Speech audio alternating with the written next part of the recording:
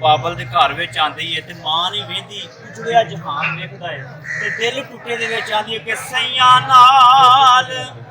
ਮੈਂ ਖੇਡਣ ਗਈ ਸਾਂ, ਬਾਬਲਾ ਟੁੱਟ ਗਈਆਂ ਮੇਰੀਆਂ ਵੰਗਾਂ,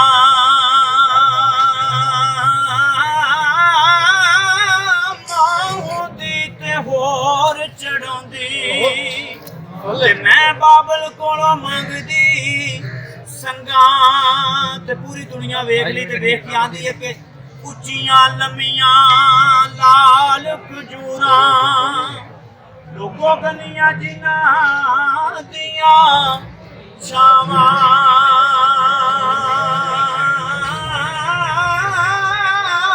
ਹਰ ਸ਼ੈ ਬਾਜ਼ਾਰੋਂ ਲੱਭ ਜਾਂਦੀ ਏ, ਭਾਈਆਂ ਨਹੀਂ ਲੱਭਦੀਆਂ ਮਾਵਾਂ ਤੇ ਇੱਕੋ ਦੁਆ ਯਾ ਮੇਰੇ ਮੌਲਾ, ਰੱਬ ਨਾਲ ਅਰਦਾਸ ਕਰਦੀ ਕਿ ਇੱਕੋ ਦੁਆ ਯਾ ਮੇਰੇ ਮੌਲਾ, ਤੇ ਨਾ ਮਰਨ ਕਿਸੇ ਦੀਆਂ ਮਾਵਾਂ, ਸੁੱਖਾਂ ਵਿੱਚ ਵਸਦਿਓ ਲੋਕੋ ਇੱਕੋ ਦੁਆ ਯਾ ਮੇਰੇ ਮੌਲਾ, ਤੇ ਨਾ ਮਰਨ ਕਿਸੇ ਦੀਆਂ ਮਾਵਾਂ, ਮਾਂ ਦੀਆਂ ਪੈਰਾਂ ਥੱਲੇ ਜੰਨਤ ਲੋਕੋ ਮਾਵਾਂ ਠੰਡੀਆਂ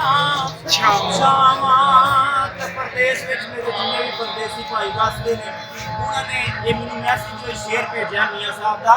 ਕਿ ਲੱਖ ਹਜ਼ਾਰ ਨਜ਼ਾਰੇ ਤੇ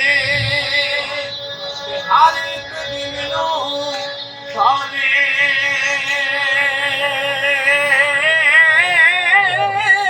ਫਿਰ ਵੀ ਮੈਨੂੰ ਰਹਿ ਲੋਕੋ ਮਾਂ ਬਾਪ ਦੀ ਯਾਦ ਸਤਾਵੇ। ਤੇ ਬਾਪ ਦੀ ਸ਼ਾਨ ਪੂਰੀ ਦੁਨੀਆ ਵਿੱਚ ਜਿਹੜੀ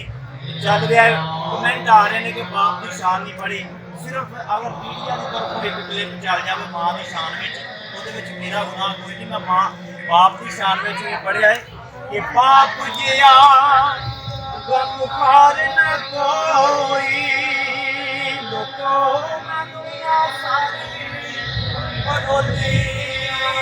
ਜਿਹੜੀ ਦਿਲ ਨੂੰ ਸਕੂਨ ਦੇਵੇ ਲੋਕੋ ਉਹ ਮਿੱਠੜੀ ਬੋਲੀ ਪਿਓ ਦੀ, ਤੇ ਬਾਪ ਮਰੇ ਸਿਰ ਨੰਗਾ ਹੋਵੇ, ਤੇ ਵੀਰ ਮਰਨ ਕੰਧ ਖਾਲੀ ਮਾਵਾ ਬਾਜ ਮੁਹੰਮਦ ਬਾਦਸ਼ਾਹ, ਦੱਸੋ ਕੌਣ ਕਰੇ ਰਖਵਾਲੀ। ਤੇ ਆਖਰ ਵਿੱਚ ਮਾਂ ਬਾਪ ਹੀ ਦੁਨੀਆ ਦਾ ਸਭ ਤੋਂ ਵੱਡਾ ਸਰਮਾਇਆ ਹੈ, ਮਾਂ ਬਾਪ ਹੀ ਤੁਹਾਡੇ ਪੀਰੋ ਮੁਰਸ਼ਿਦ ਨੇ, ਮਾਂ ਬਾਪ ਤੋਂ ਵੱਡਾ ਦੋਸਤ ਕੋਈ ਨਹੀਂ ਇਸ ਦੁਨੀਆ ਵਿੱਚ। ਜਿਹੜਾ ਅੱਜ ਦਾ ਦੌਰ ਚੱਲ ਰਿਹਾ, ਵਾਰਿਸ ਸ਼ਾਹ ਸਰਕਾਰ ਨੇ ਜਿਹੜਾ ਦੌਰ ਆਖਿਆ ਜੀ ਉਹ ਆ ਗਿਆ ਹੈ, ਇਹਦੇ ਵਿੱਚ ਮੁਖਲਸ ਰਿਸ਼ਤਾ ਜਿਹੜਾ ਮਾਂ ਬਾਪ ਦਾ ਹੈ। ਤੇ ਮਾਂ ਬਾਪ ਦੇ ਬਾਰੇ ਜਿਹੜਾ ਮੀਆਂ ਸਾਹਿਬ ਦਾ ਕਲਾਮ ਹੈ ਕਿ ਟੁਰ ਗਏ ਯਾਰ ਮੁਹੱਬਤਾਂ ਵਾਲੇ ਲੋਕੋ ਨਾਲੀ ਲੈ ਗਏ ਹਾਸੇ,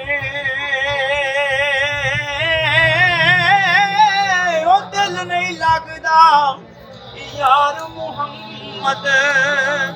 ਦੱਸੋ ਜਾਈਏ ਕਿਹੜੇ ਪਾਸੇ ਲੈਓ ਯਾਰ ਹਵਾਲੇ ਰੱਬ ਦੇ, ਇਹ ਮੇਲੇ 4 ਦਿਨਾਂ ਦੇ ਉਸ ਦਿਨ ਈਦ ਮੁਬਾਰਕ ਹੋਸੀ, ਚਾਚਾ ਜਿਸ ਦਿਨ ਫੇਰ ਮਿਲਾਂਗੇ